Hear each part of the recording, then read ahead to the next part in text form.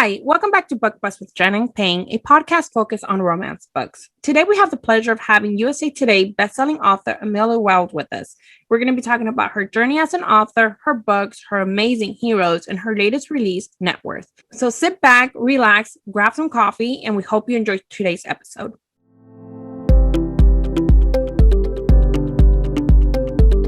Thank you so much, Amelia, for joining us today. It's definitely an honor to have you on our podcast. And it's probably been a hectic week for you since it is release week. How was it for your release this week? It's going really well. I'm really happy with how it's going. It's always really nerve-wracking to start a new series, but everybody seems like they love it. So I'm thrilled. Like Payne said, it's such an honor to have you here. We are so obsessed with your heroes. They're we just love them. They're so yummy and they make us so mad sometimes, but it's impossible not to love them. So with that being said, could you talk to us a little bit how you got into writing? It's kind of a long story. I guess I've always been into writing. But I didn't start writing romance until 2016. And I did that because my husband thought it would be a good idea. And he's a really big fan of your show. He actually watches or listens to all the episodes. Oh, yeah. He really wanted me to tell you how much he loves the show. Say that he's awesome. Thank you. Yeah. But it was his idea, and I decided to try it, and that's how I got into writing, especially romance. And then last year I got into writing kind of the anti-heroes, billionaires, and I love them too. Have it always been your goal to become an author? Yeah, totally. I always thought that being an author would just be the coolest job ever, and it turns out it is the coolest job ever. Amazon wasn't invented yet when I was in school. They were just kind of an online bookstore. So this wasn't even really an option. So it was actually really exciting to find out that people could self-publish. So yeah. Your first book, did you publish in 2016 or when did you publish your first book? Yeah, June of 2016. So I think it's just been 5 years this summer, if I'm doing the math right.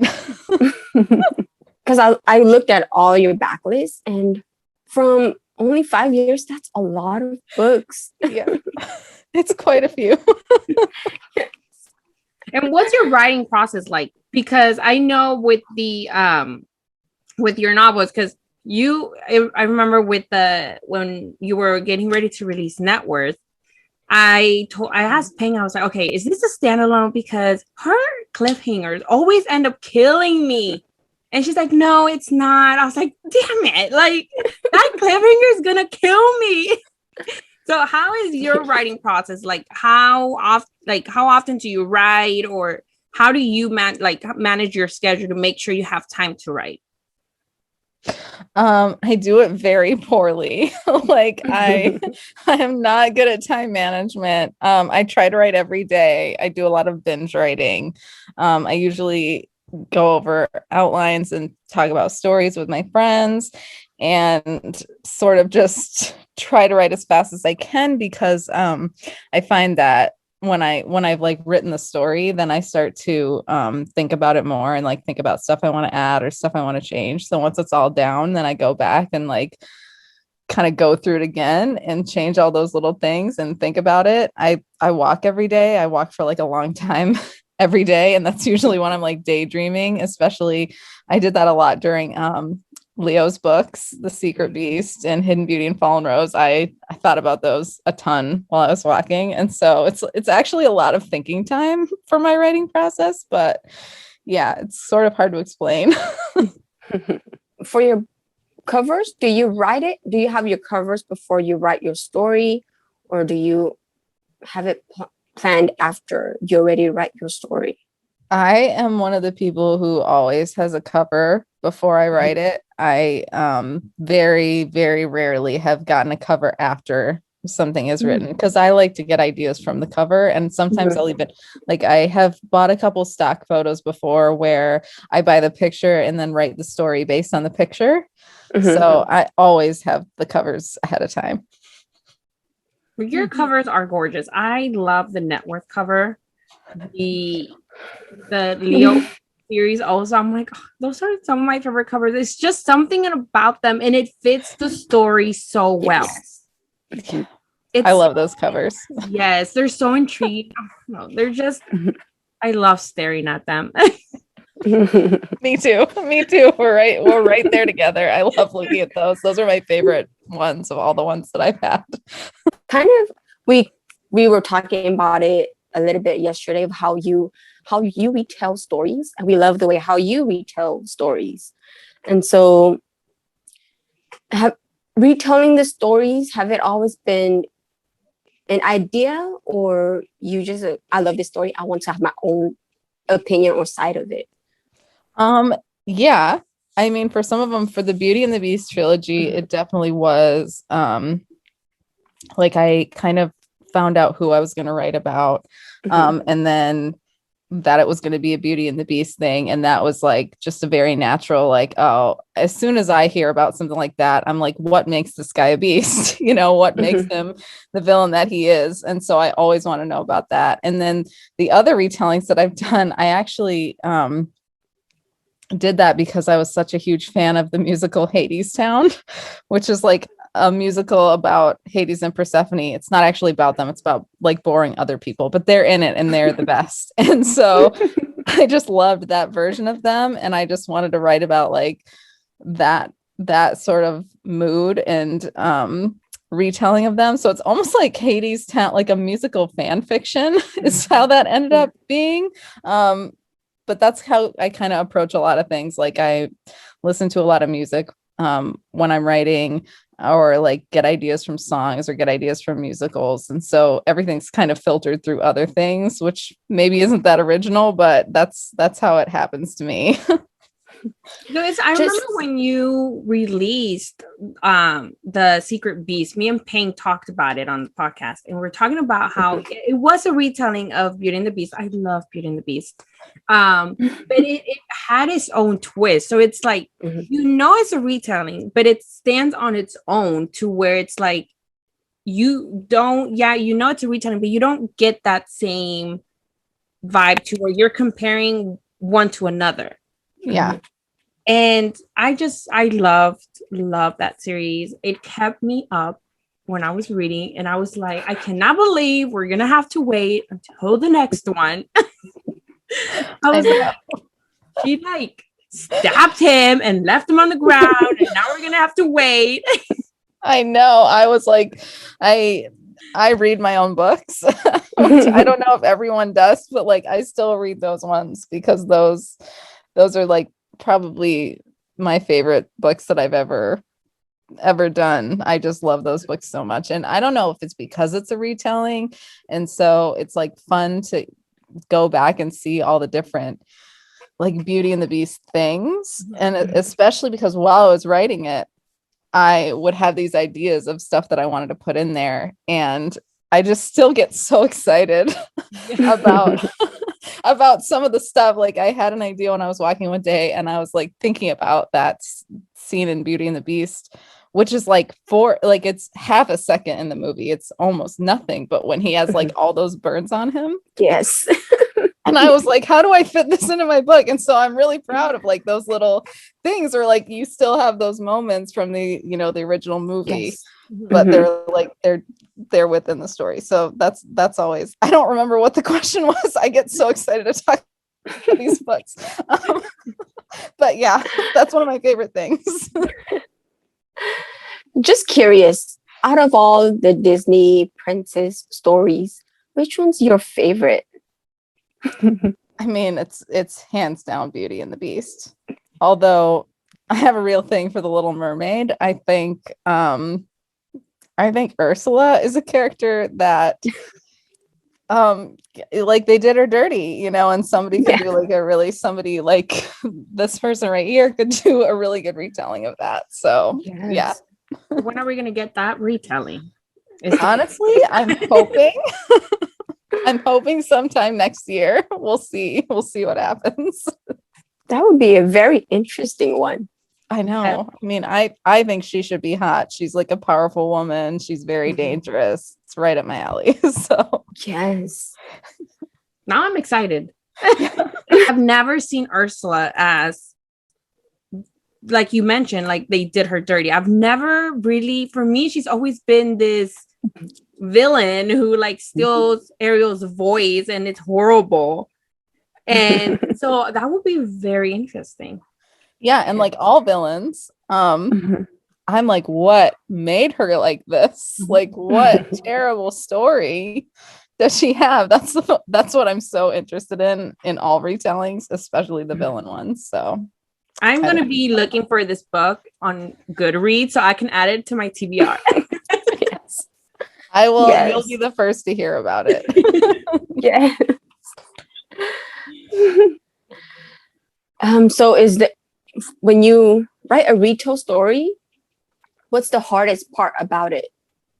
Especially because people know this story, the background of this story, but then from your point of view, what's hard about writing that retell story? I think that the hardest part is probably making it consistent within itself, because people are going to know, like if it's Beauty and the Beast, they're going to know, like from the the Disney movie, like what is his backstory in the Disney movie, that an old woman came to his house and like put a curse on him because he was mean, right? And so I think there's a tendency to be like, oh, this is what it is for my character too, but it's not. And so whatever happened in this character's past really has to like flow through the rest of his story. And that's the hardest part, but it's also what makes all of these retellings really unique, I think, because you really different tragic past. So it's just like making sure that matches up with sort of the mood of the original, but you still want it to be unique. So it's like it's a real balancing act. That's probably the hardest part, but also the best part. You do have books that's not based on retelling. So is there a difference when you write a retell story and a book? How, maybe just in general, is there a difference? Which is easier or which one's harder? I think it's always a little bit harder to do a book that's not a retelling, because with a retelling, you still have the whole shape of the story, and how it goes, like whether there's a battle or what, if she's going to come back and save him, you kind of have those cornerstones to start with. But when it's not a retelling, you have to make all that up for yourself. Yeah. And so it's different to think about that sort of aspect where you're creating the whole world, you're creating the whole timeline, everything about it. There's nothing to rely on that would normally be in a fairy tale for you to kind of pull out those plot points and those milestones and stuff. So that's how it's different. You're kind of all on your own. You can't really say like, oh, this is a Cinderella retelling or anything, because it's totally different. Does it take you longer to write when you wrote The Secret Beast? Does it take you longer to write that sort of book retelling stories, or in the general when you're just writing what you want to write? I think it actually took about the same amount of time to write something like Fallen Rose was the last Beauty and the Beast book, and it was really long. And Net Worth was also really long, and those took about the same amount of time, but for different reasons. I think Net Worth took a long time because with any first book in a series, you have to kind of get to know who these people are. And with my character Mason Hill, it's like, who are his brothers, how do they interact, all that stuff you have to think about for such a long time.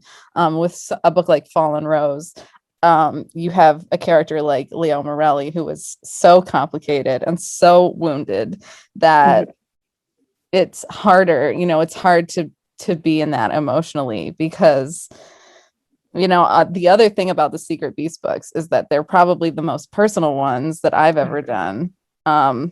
Not to say I have like the life experiences of like this terrible anti-hero, but he goes through a lot of stuff that I would say are like expanded from my own, experience just as like a woman, as a human. And so when you're sort of wrestling with all this stuff, at the end of a trilogy, and it's this long book, and just like being really kind of close to this subject matter and close to these things that he's feeling and going through, that does take longer. So they both took the same amount of time. I know this is not a very helpful answer. They both took the same amount of time, but for different reasons. Well, I loved it. Like, I keep thinking about Leo, and for me, I think this, when we saw that, well, if people haven't read it, sorry, spoiler alert. Yeah, I'm trying not to say anything. There's a scene where she gets taken and he goes like ballistic. I think that's the scene where we see him, just like in Beauty and the Beast, knowing that he does have a heart, he does care, he might play this part of a guy who is rough, doesn't show emotions, but I think that's the scene where we see it, where he does care, he is, he has a heart, and I love that scene. And I think I said it on a podcast, in the podcast that we did when we reviewed it, I was like, that scene was like epic. I loved it. So I don't know, I'm just so obsessed with Leo. Like, I love him. Thank you. I hate to say it, but I'm like also very obsessed with him. Like, still, even now, I can't get over him. And you're right, that was a part where, I really like to torture my heroes. They start out tortured, and then like it just gets worse. And so I do like those moments where they kind of like, you're just kind of watching them unravel for the heroine. And that is just my favorite part, because they can't admit it to themselves until this thing happens. And then it's just so epic and delicious. Yes. So would you say he's your favorite hero that you've written? He and Hades are tied for the number one. I wrote Hades first, and so when I think about like my new characters, I kind of think about them as like, this is a Hades character, this is a Zeus character, this is a Poseidon character, and I really wanted to write another character that was like him but not him. And so there are like some really key differences between the two, and also based on like some of the things that readers said about Hades, which came down to that they I think they wanted more sort of emotion, more like inner thoughts from him. And so that was one thing I tried to be really conscious of when I was writing Secret Beast, that we still have that from Leo. And he turned out so different. So the two of them are definitely my favorites. So who's your favorite heroine? Like, we know your heroes. Who is the heroine that for you stands out the most and that you just love? I actually, Charlotte right now from Net Worth is winning. I really loved all the heroines from I don't even know what to call those other books, from my Greek myth retellings. Yes. But Charlotte has this positivity about her that's not even like, it's not a toxic positivity, but there's this moment in Net Worth where she's in the hero's apartment, and he, all these things have happened, no spoilers, but he thinks that she's gone home, and he comes out and she hasn't gone home, and she just says to him like, yeah, I didn't leave, I wanted to know more about you. And like that moment for me was the moment where I was like, like, you're my favorite, that you would like, these things would happen to you and you'd still have a smile on your face, and you would still be curious to know everything. So she's my top girl right now. I loved her. She was very, she was like my spirit animal, you would say. I was like, I want her energy. I want her like positive vibe. Mm-hmm. Me too, because I'm much more of an anti-hero, I guess, than like a sweet sunshine person. So I'm trying to channel her a little bit more. Is it harder for you to write like for like the heroine and the hero? Is it harder for you to write through when you're writing the girl's point of view of the chapter or the guy's point of view? Because what's the difference and what's harder and easier for you? The heroine is usually harder for me because I like to write, really innocent heroines and heroines that are still hopeful in the face of like these situations. And I think that's tough. It's a tough line to walk between staying hopeful and you don't want him to be too cynical, but you don't want him to be so hopeful that it's like, what do you mean? Like, this is not a good situation. And so I do find it easier to write the hero's point of view usually because they're so mean. It's fun. And I just really love the struggle of like, I want to be mean to her. And like, she's kind of into it that I'm being mean to her, but also, I also want to cuddle her, So I think that's really fun. And so it comes easier to me. Well, we love a mean hero. Like, I think like, that's why I love Net Worth. I was like, yes. So we'll kind of backtrack a little bit back to your retell of your Greek mythology stories. Which one do you love the most? I'm very curious. of the three Greek gods. Yes. Hades is always he's my main man. I mean, I thought about him the most, and everything that I wrote after, I really thought of him as like the centerpiece of the whole series. And so one of the things that I feel like the ways that I think about my stories. Have you guys ever read The Time Traveler's Wife? Yes. Okay. The hero in that, Henry, time travels. And so when I read this back in college before I was really writing, I was really taken with the idea that certain experiences in your life, and he describes it this way in the book, they seem to have a kind of gravity and they're always pulling him back to revisit those times. And so in my own writing, I like to have those things that kind of pull these characters back again and again. They can't really escape from it. And for me, in the Greek myth retellings, like the childhood that Hades had with his brothers and sister is that event that keeps pulling them back, and they can't really escape it, and they keep returning to these old patterns. And especially for him, because he's the living embodiment of it, it's he has a physical reminder of it all the time, just on his face, and so they can't escape it. And so this whole series for me became a way of like exploring what that is in a really specific way. So it's not just like, oh, all these years that we spent in this childhood. It's like really specific things. So he was my favorite.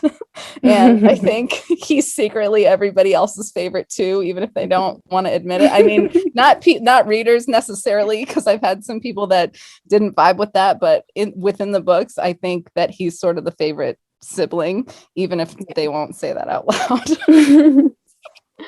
Will you be going back into that world? Yes, 100%. I love it too much to leave forever. And so I really want to do a second generation. Oh, I love second generation. So we will be talking a little bit about net worth. We will try not to spoil it as much as we can. And if we do spoil it, we'll just edit it out. So a little bit background about net worth. Her dad's company is going bankrupt, and so she needed someone to support the company, and so she went to Mason Hill. My review was just Mason Hill. That's all you need to know to pick up this book, Mason Hill. And he was this like I was telling Jen, he was this very mysterious hero. Like you still haven't known his background. And that's one thing I really love about your heroes, that they are very mysterious. Like it keeps me intrigued. It keeps me wanting to turn the page. And I remember when I read it, I was like, oh my gosh. And I have to say, when Hades made a cameo in it, I was like, oh my goodness. I legit screamed because I myself is a Hades fan. So yes, I screamed also. And Leo made a cameo. I love how you keep having your heroes being cameos in your books, because when Leo made an appearance, I was like, Leo, oh my gosh. So it was a bonus having both Leo and Hades in Net Worth. So when you write this story, how did you come up with the plot to write Net Worth, because it is a trilogy, correct? It is a trilogy. Also, I do a lot of idea generating and plotting with my friend Sky. I am not very good at plotting, so it's kind of a team effort between me and my friends. I can't say I'm like a very good plotting whiz. I kind of get just more into like the hero and specifically what's wrong with him. That's like my main thing. So I'm not great at plotting. I did it for Net Worth. I still have not decided what is going to happen in the next two books. So I guess we'll all find that out together. I remember I did message you. I was like, I was expecting Mason Hill to be a very mean hero. I was like, I hope he's going to be mean like Leo. But he actually was not as mean and dark as Leo. Leo has a very, very broken backstory. So Mason do have a very tough, hard backstory also. But I feel like, will his story get darker? Because, that belt scene. That. That, yes. I want very much to go a little darker for him.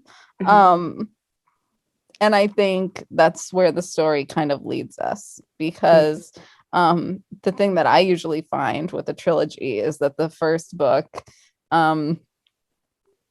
is sort of like the outer layer. Like, you can't really get into even the hero a lot, like what he's going to do and hit the process of his, because I just like to write guys that are on the verge of a breakdown, that can't really happen until the second book.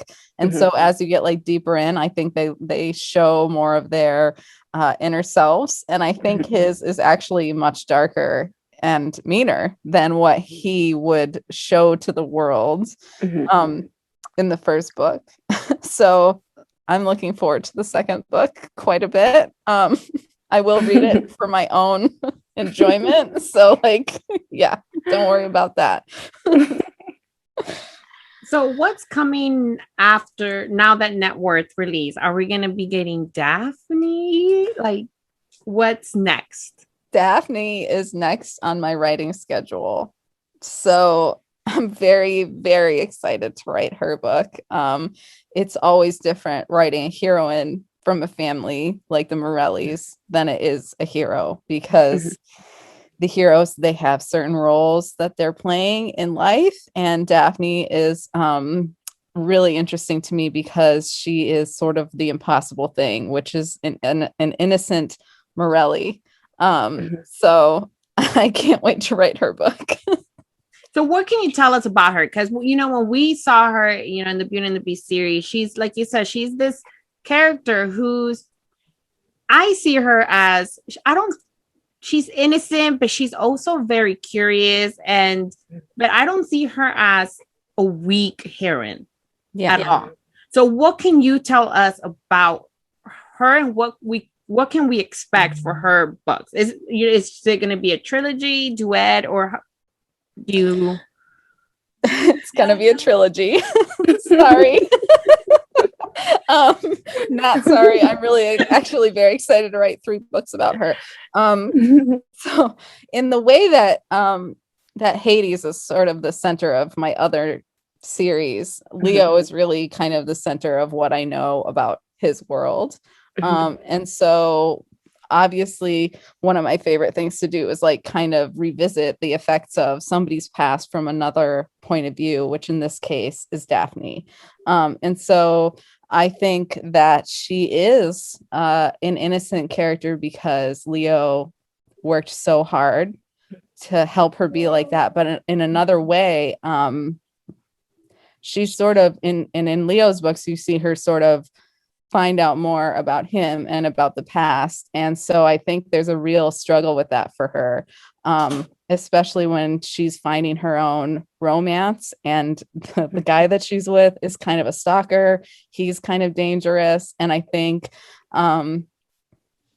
I mean, she'll be into that because she's one of mine. She's one of my heroines. So she'll like this dangerous element. But at the same time, knowing what she knows of her brother's past, I think there will be a real struggle with whether that's okay for her to do and whether that's okay for her to have this sort of non-innocent life that's a little bit dangerous given everything that her brother has done, which I know is kind of weird, but like that's really how I see her, having this like sort of complicated life that's not as simple, like not that my other heroines are simple, but there's definitely a lot of layers and a lot of things that are already in progress in Daphne's life to kind of explore and deal with. So that is what I'm hoping to do in her books. I'm so excited. I'm very curious though, because I remember when we were reading and she kept talking about, you know, how she was getting flowers, she was getting stuff delivered.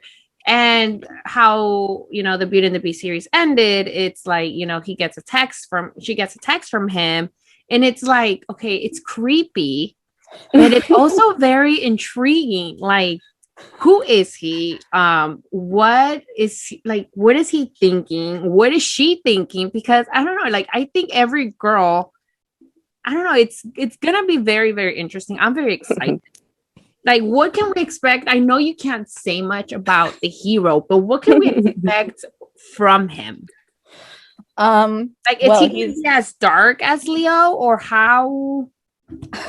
I hope that he will be as dark as Leo, because the thing that I know is that whoever Daphne ends up with is going to be Leo's worst nightmare, right? And like, is Leo's worst nightmare but himself.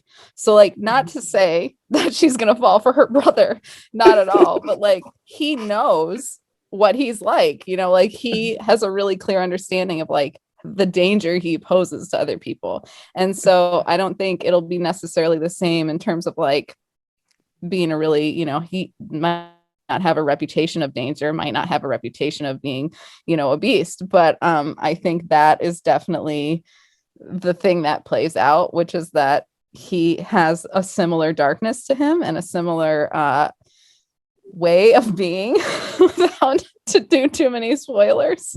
Yes. So that's what I think it's going to be. Is anybody else from that world going to get a series, or what else after you finish with Daphne's series and then the Net Worth series? What will the Ursula, hopefully we get it next year. What else do you have planned out? I know that I will be writing about Mason's younger brothers. I don't want to do too many spoilers about that either, but there is like a lot happening behind the scenes of Mason's world that we have not even touched on.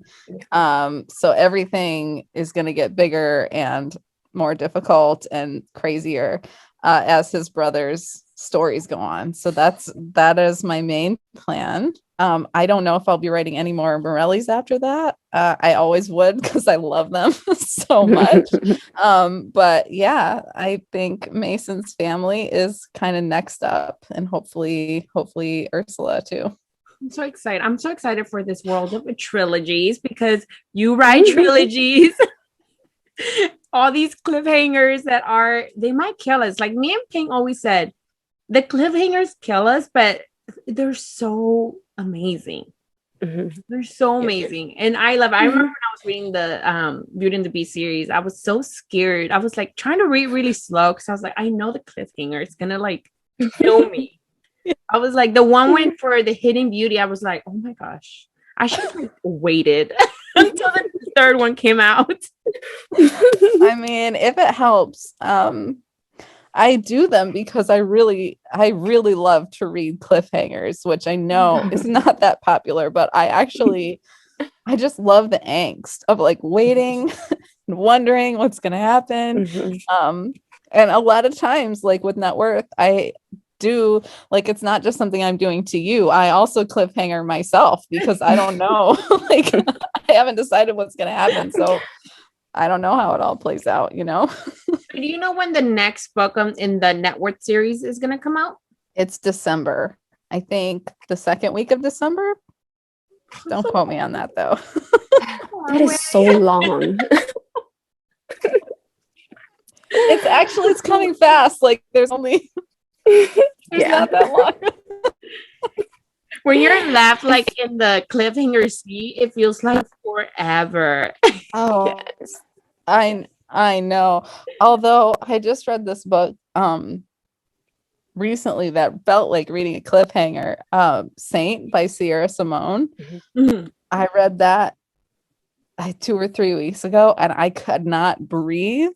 I mean, I know this is not Net Worth related, but I was like really wondering, like, is this going to turn out okay? Because I cannot live. I cannot breathe. It was like a book-long cliffhanger kind of. So I don't know. I think there's a lot of angst out there. Now you know our pain. That's what we go through when we're reading your cliffhangers. That book got me back so hard. I had to skip. Like I never skipped to the end. I never skipped to the end. And I skipped to make sure that it was going to turn out. Like that's how hardcore it was. So she is a genius.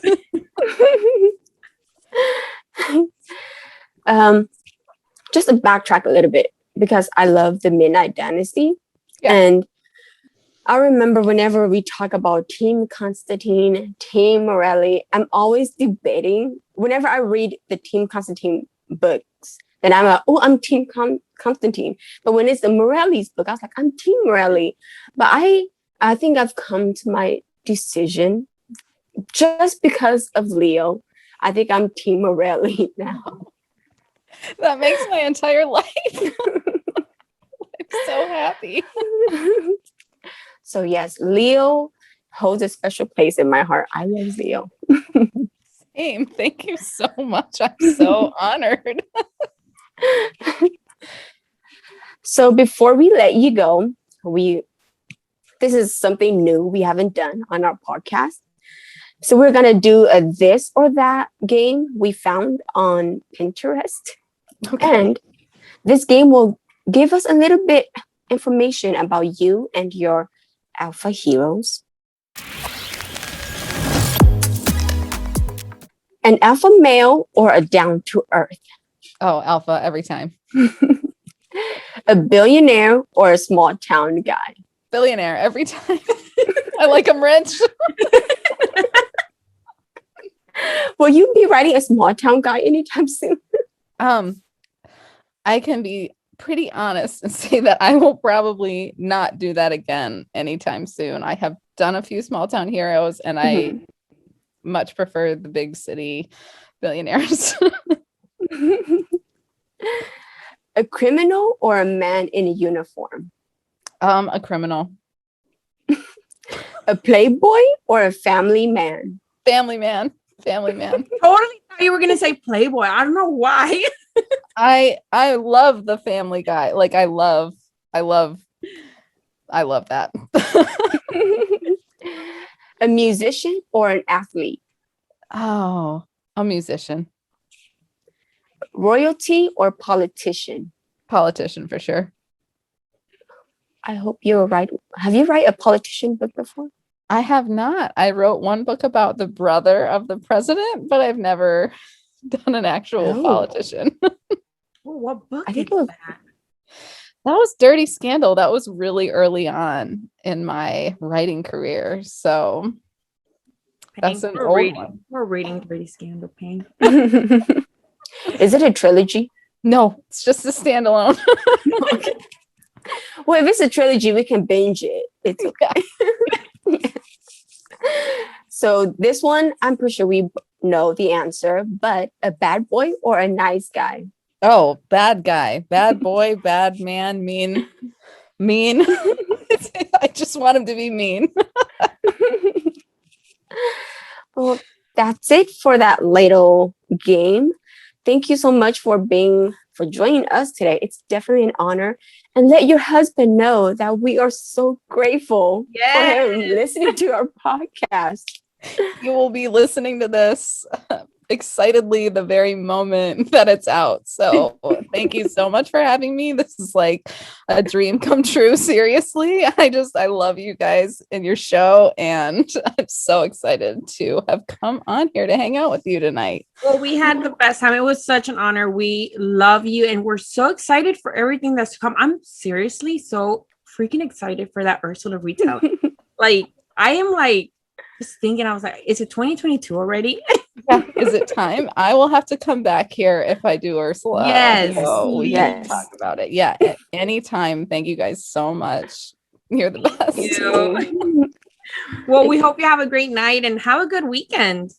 Thank you. I can't believe it's the weekend, honestly. I know. What happened to the week? Yeah. Yes. Yeah. Thank you. Thank you so much. Mm-hmm. Bye. Bye.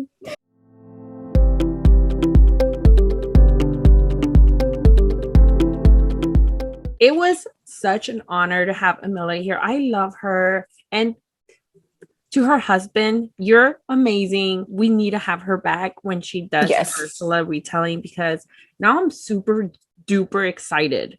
Yes. I need that. That's my most anticipated book of 2022.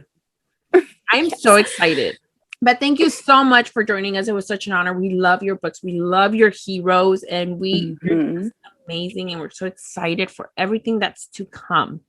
So if you guys haven't read Net Worth yet, definitely pick it up. It is phenomenal. You're going to be on the edge of your seat.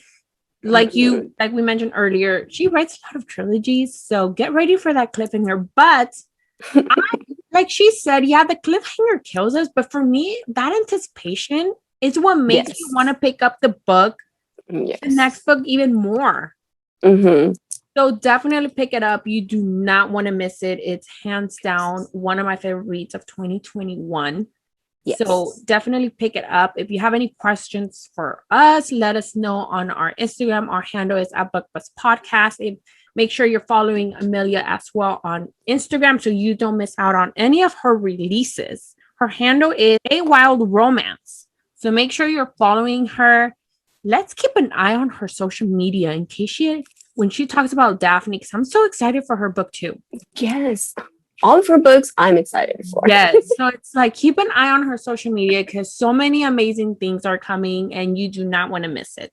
We do want to do a giveaway to celebrate the Net Worth release. So we are going to be giving away a Net Worth paperback with a signed book plate and a Secret Beast paperback with a signed book plate. So there's going to be 2 winners. So if you want to win the paperback for either Net Worth or the Secret Beast, both books are phenomenal.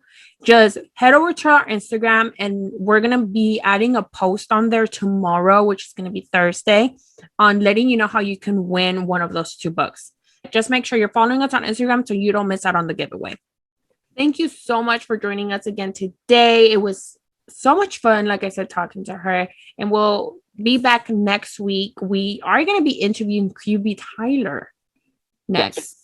And I have so many questions for her about a certain book. I am ready. So get ready for that interview as well. If you have any questions for us, like I said, just let us know on our Instagram and we'll see you guys next week. Bye. Bye.